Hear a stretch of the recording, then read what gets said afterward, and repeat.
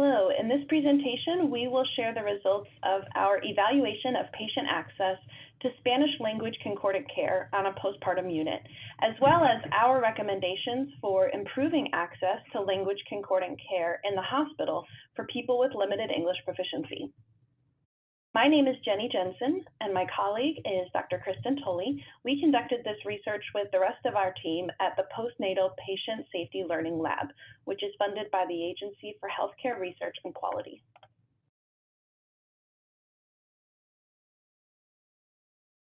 There is already ample evidence that patients with limited English proficiency experience health disparities. As noted here by the Agency for Healthcare Research and Quality, effective provider-patient communication is vital, especially in areas as critical as medication reconciliation, hospital discharge, informed consent, and surgical care, pre, peri, and post-op, to name a few. Patients with LEP experience more adverse events, and even the hospitalized children of parents with LEP experience more adverse events. These patients have longer hospital stays when interpreters are not used at admission and/or at discharge, and when they do go home, they're more likely to be readmitted. Finally, these patients are less likely to follow up with their providers after they're discharged home. These same concerns would apply to our birthing families who increasingly require interpreters or bilingual care providers to communicate effectively with their healthcare teams.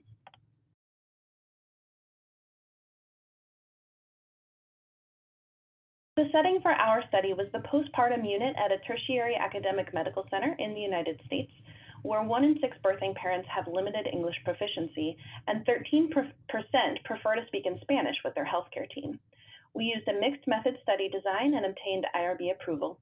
We first conducted chart reviews of 50 randomly selected couplets who received care in 2019 in order to assess both interpreter service utilization and patient access to bilingual healthcare team members, since either would meet their language access needs.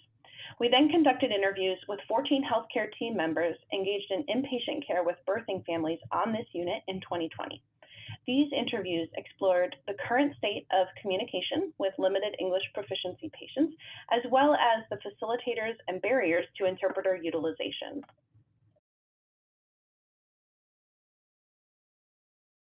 While reviewing charts, we were particularly concerned with interpreter or bilingual care access at critical touch points when important information would be relayed in both directions between the birthing family and their healthcare team. These touch points included maternal and infant admission, which is conducted by the nurse, daily rounds with a licensed independent provider, and discharge education for the couplet, which is provided by the nurse. We found that 24% of couplets had an interpreter present on admission for both the mother and the infant. And I'll note here that at our study site, these admissions are conducted separately by 2 different nurses. So a higher percentage had an interpreter for just the maternal admission or just the infant admission, but this reflects the percentage of couplets who had the ability to communicate with the nursing team around safety issues related to admission for both patients. Only 14% of couplets had an interpreter or a certified bilingual care provider for rounds every day for both the mother and the infant.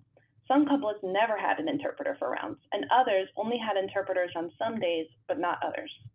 We saw a much higher utilization rate for discharge when 84% of couplets had access to an interpreter for discharge teaching with their nurse.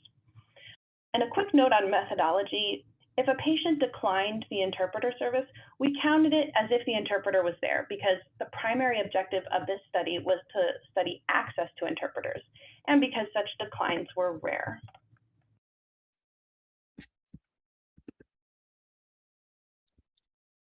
And so in analyzing the qualitative data, it gets at the heart of this matter, which I think is about what's critical and what's not, at least what the clinician perspective is. And this quote is from a maternal fetal medicine physician who shared the opportunity to redefine what we think as essential for interpretation services. So this individual said, "It'd be nice for the patient to know what we're doing and why we're doing it." And I think that those little things haven't been seen as such critical patient care where we need to call an interpreter. But I wish that we could change our thinking about that a little bit more. And then because for the patient perspective, it's really isolating.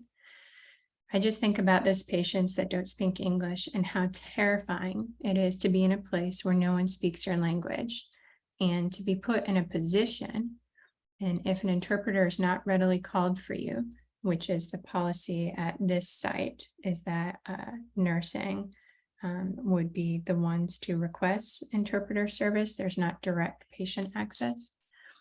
And so where a patient would like have to speak up, and you already know that there's a little bit of an intimidation factor with patient and provider dynamics.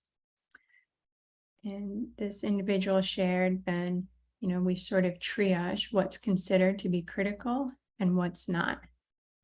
And they recommend that the best case scenario, you know, a patient would have an interpreter with them the entire time they need it, the entire time they're there for any dialogue with anybody. So these considerations around power dynamics and opportunities and access, this is what our culture of health is about. And so we went deeper and more specific too around facilitators and barriers of interpreter service utilization, because this is a systems issue. So it's not just, for example, awareness of hospital policy. That's you know, folks know what the recommendations are, and a facilitator to use is, you know, recognition that you need to understand patients' health histories to effectively counsel and consent. Clinicians also express empathy, in this case, around how frustrating it must be to be a patient and feel like your nurse or other healthcare team member did not understand what you just said. But there are a lot of barriers to the different forms of interpretation services. So with in-person interpreters, which were the standard, clinicians said that interpreters being there, you know, they permit continuity of care so that the interpreter can, you know, read the room and get a real feel for what the patients need, and to know that over time, and then also to be able to make sure they get what they need. So like part of the care coordination and follow-up. And then these other, you know, methods are secondary for a variety of reasons, and we outline in a manuscript. But barriers to in-person interpreter service use was the long and unpredictable wait time, which are due to staffing levels. And then with the phone, there are disruptions that can happen, background noise, drop calls, also like holding a phone can be concerning with regards to infection control. And with video interpretation, there are a limited number of those devices, and then it can be hard to locate them since there are ones across the unit or around the hospital, and then there's some delay with setup.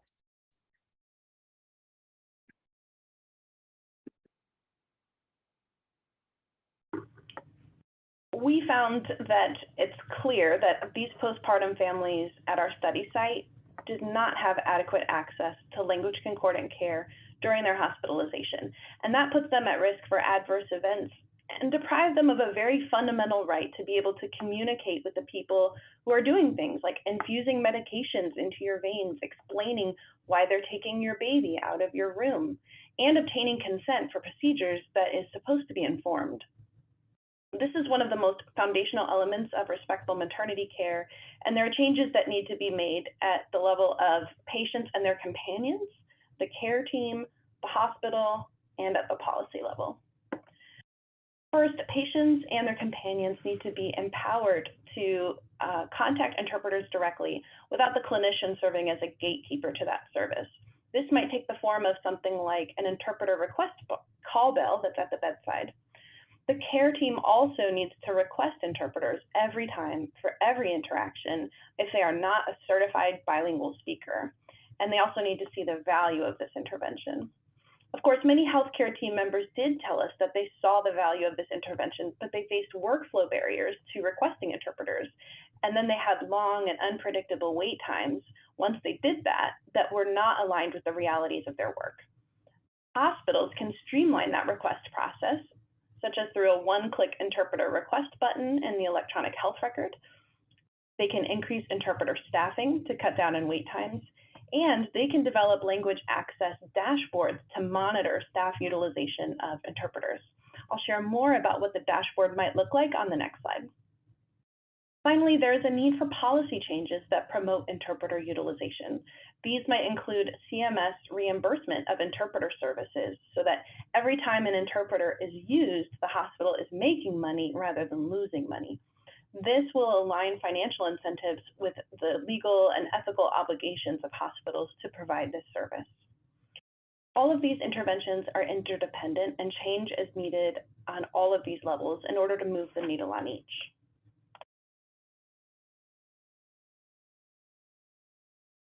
This is an example of a language access dashboard. In this case, the dashboard is looking at the care being delivered for a single patient. The healthcare team and nurse manager can review this dashboard to make sure the patient is receiving appropriate language access services and intervene if they're not, while the patient is still here. In the upper left corner, we see the patient's basic demographic information and their attending physician and current nurse, so that we know who to contact if there's a need for intervention.